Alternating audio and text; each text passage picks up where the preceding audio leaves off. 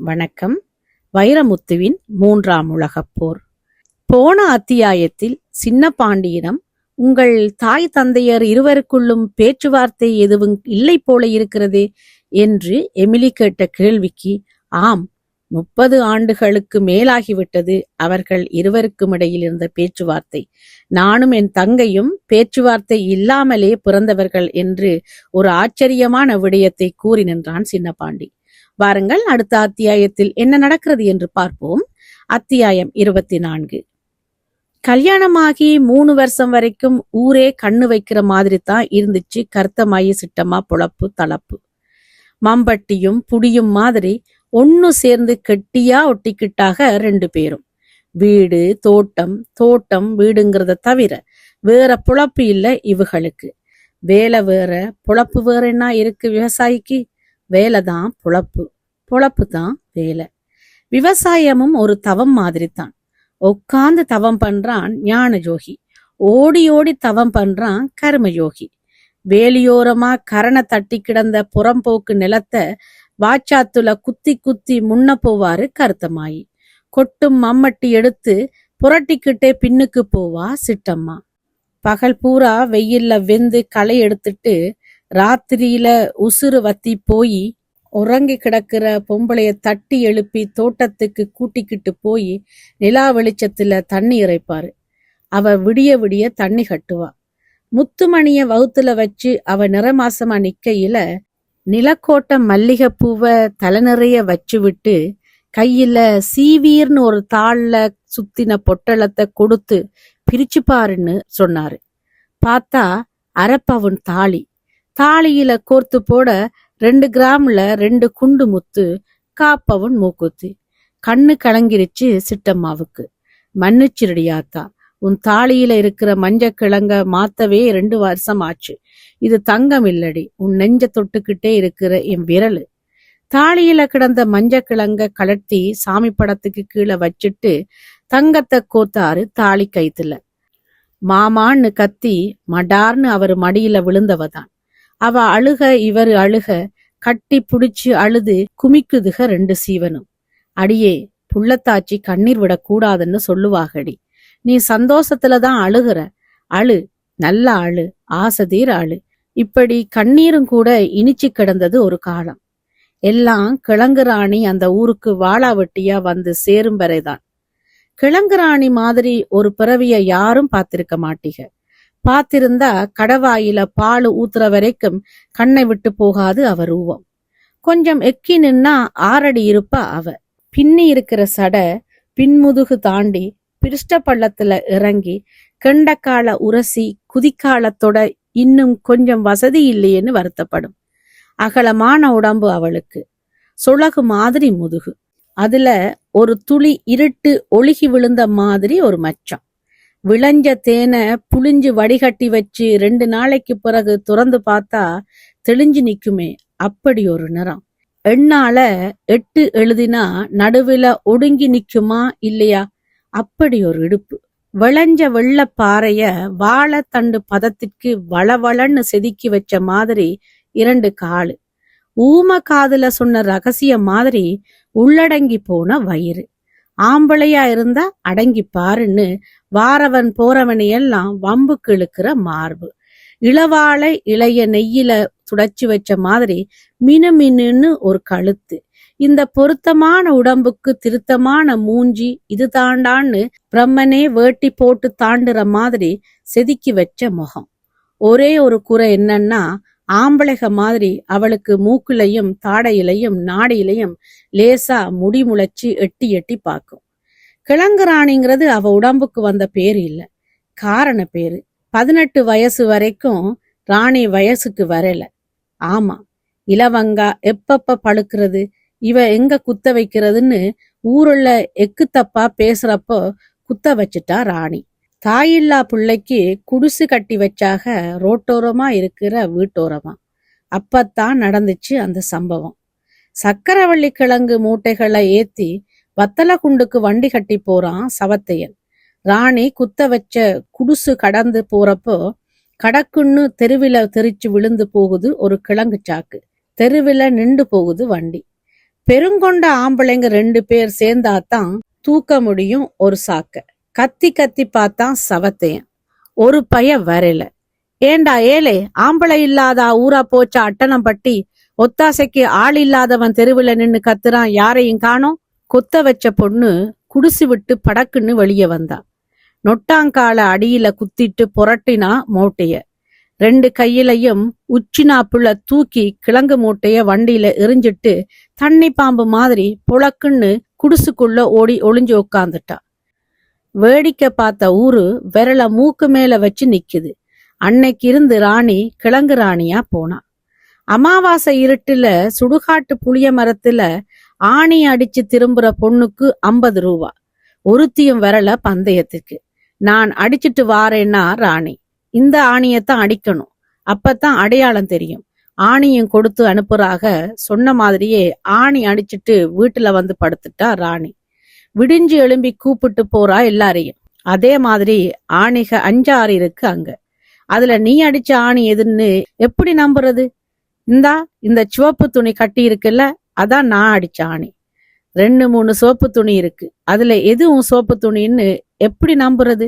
படக்குன்னு சீலைய தூக்கி பாவாடை ஓரத்தை காமிச்சா ராணி. சிவப்பு பாவாடையில கிழிச்ச துணியும் ஆணில தொங்குற துணியும் ஒன்னா இல்லையா பாருங்கடி. 50 ரூபா அவ கையில வச்சு அழுத்தி அமுக்கிட்டு இவ பேயிடின்னு சொல்லி ஓடியே போனாக அவ சோட்டு பொண்ணுக. தென்னை மரம் ஏறுற ஆளுகளுக்கு கூலியோட சேர்த்து ஆளுக்கு 2 தேங்காயும் கொடுப்பாக. மரமேறிகளோட பொண்ணுக 5-6 பேரு கூலிக்கு வந்த தேங்காய ஆளுக்கு 2 கையில புடிச்சு புல்லாக்காப்பட்டி வழியா அட்டணம்பட்டிக்கு வந்துகிட்டு இருக்குக. முதல் பாலை அடிச்சு குறும்ப கட்டி நிக்கிற தென்னம்பிள்ளைக மாதிரி லேசா மேடு கட்டி நின்னாலும் தாவணிய செவைக்கு போட தெரியாத சின்னஞ்சிறுசுக பாவம். பொண்ணுகளா, தேங்காயில 2ல 1 கொடுத்துட்டு போறது. புளிய மரத்தடியில உட்கார்ந்து சீட்டு விளையாட்டிக்கிட்டு இருந்த பயலுகள்ல ஒருத்தன் குதர்க்கமா கேட்டு தெருக்கூட்டிக்கிட்டே போன பாவாடை ஓரத்தை ஒரு இழுத்துட்டான். அழுது வந்த பொண்ணுக கிழங்கு ராணி கிட்ட வந்து கண்ணை கசக்குதுக. நிறுத்துங்கடி, ஆளு இவன்னு மட்டும் அடையாளம் காட்டுங்கடி. அடுப்புல களி கிண்டிக்கிட்டு இருந்த துடுப்ப உருவி சீலைய திரைச்சிக்கிட்டு நடந்துட்டா ரோட்டு வழி. சீட்டு விளையாடிக்கிட்டு இருந்தவ முதுகுல துடுப்படுத்து போட்டா 4 போடு. சும்மா மொத்து மொத்துன்னு விழுகுது. களி துடுப்புல அடிச்சா ஒரு சொட்டு ரத்தம் ஒழுகாது. ஆனா பட்டையா வீங்கி போயிரும். அடிச்ச அடியில வீங்கி போச்சு. துடுப்புல ஒட்டிக்கிட்டு இருந்த கேப்ப களியில அந்த வீக்கத்துக்கு 10 போட்டு விட்டா பாவம். ஏலே, இனி எங்க ஒரு பொண்ணுகளை எவனாச்சும் வம்புழுத்தீக, மானம் கெட்டு மகிழு பூத்திரும் சொல்லிட்டு துடுப்ப துடைச்சுக்கிட்டே அடுப்புல கிடந்த களிய கிண்ட போயிட்டா.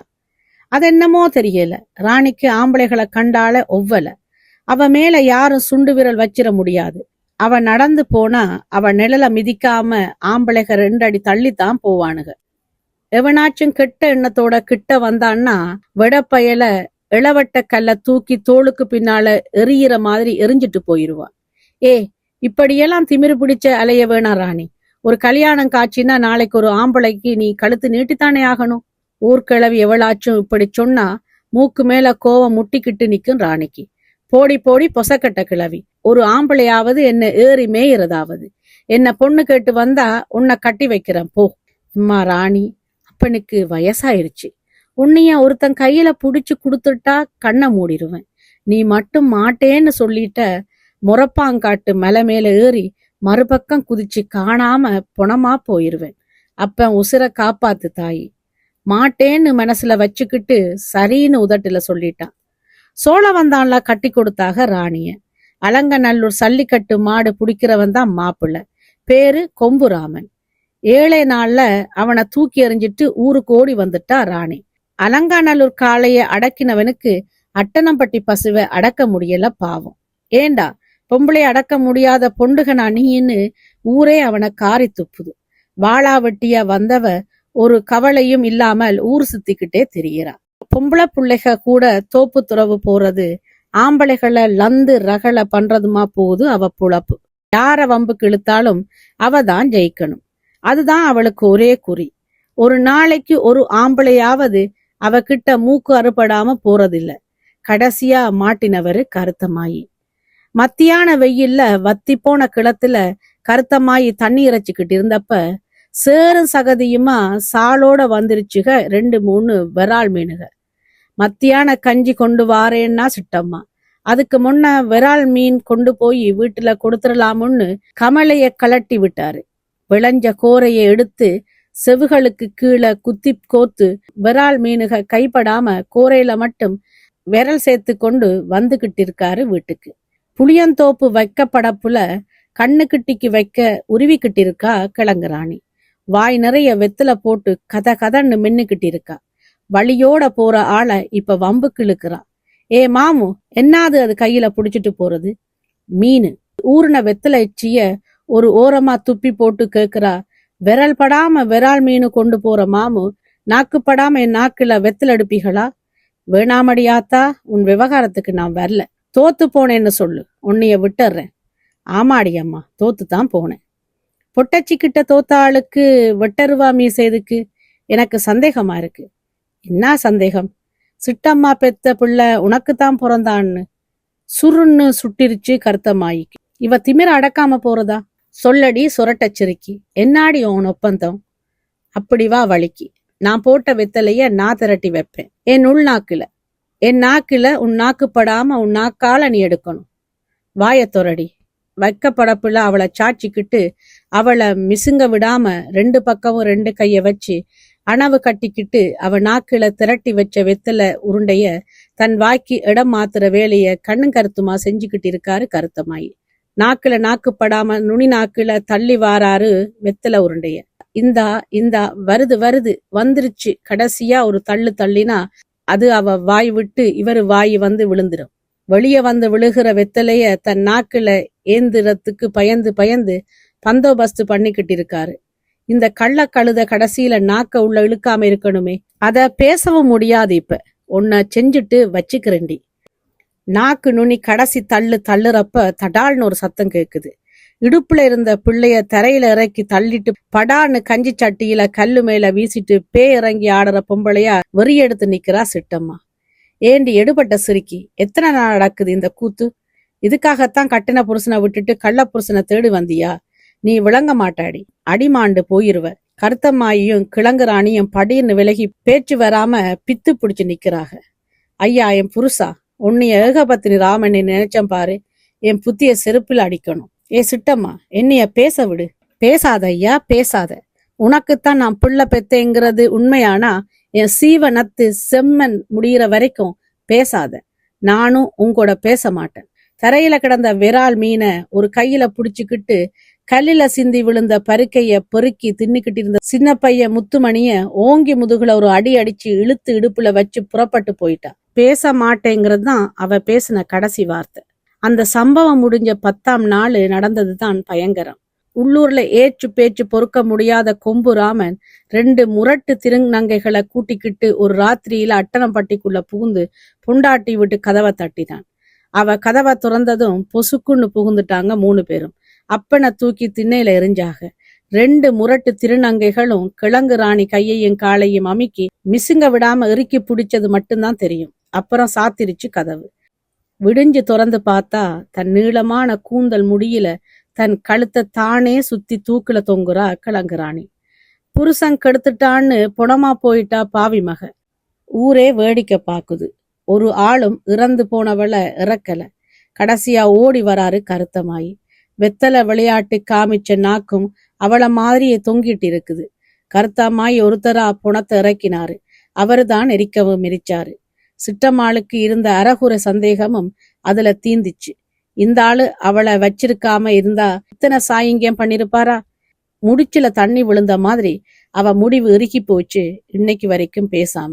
சொல்லி முடித்த சின்ன பாண்டியின் கண்ணில் ஒரு மெல்லிய நீர்ப்படல நின்றது. தப்பான முடிவிலும் ஒருத்தி தாம்பத்தியம் காத்து நிற்பதும், தண்டிக்கப்பட்டாலும் ஒருவன் சத்தியம் தாங்கி நிற்பதும் இந்த மண்ணுக்கே உரிய உயிர்கூறுகளா? சகிப்பு தன்மையே உன் பெயர்தான் இந்தியாவா? நீடித்த நிலைப்பாடே உன் பெயர்தான் இந்திய பெண்ணா? எமிலியின் உதடுகள் முணுமுணுத்தன. இப்போது புரிந்து கொண்டாள். அவள் வளர்த்த ஆடு மாடு கோழிகள் வெறும் பிராணிகள் அல்ல, தாம்பத்திய வாழ்வின் ஊடகங்கள். 3ஆம் உலகப் போரை கேட்டுக்கொண்டிருக்கும் என்னுடைய நேயர்கள் அனைவருக்கும் என்னுடைய அன்பான வணக்கம். இந்த கதை அட்டனம்பட்டிக்கு சென்றபோது மிகவும் சிரமப்பட்டேன் அதை வாசிப்பதற்கு.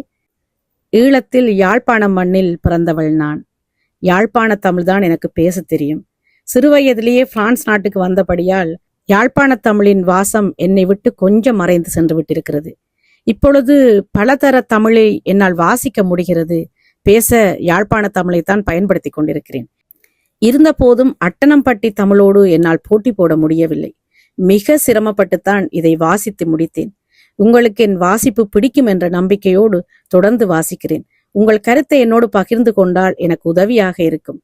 வைரமுத்து அவர்களின் எழுத்துகளால் அட்டனம்பட்டி வாழ்க்கையோடு நானும் பயணித்துக் கொண்டிருக்கிறேன்.